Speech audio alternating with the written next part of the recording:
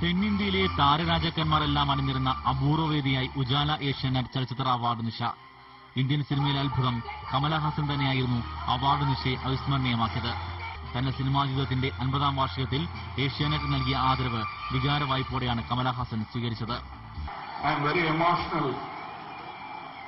I am not going to thank Mammootty, Mohanlal or Jairam or anybody for that matter.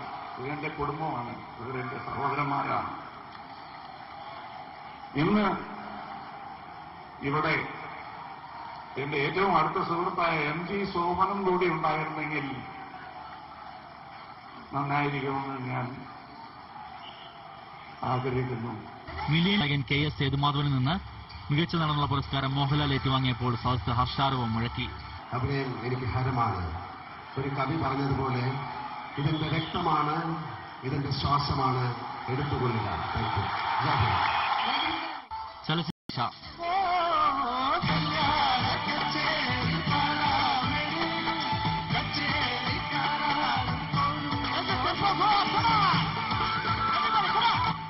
Asianet news Thiruvananthapuram.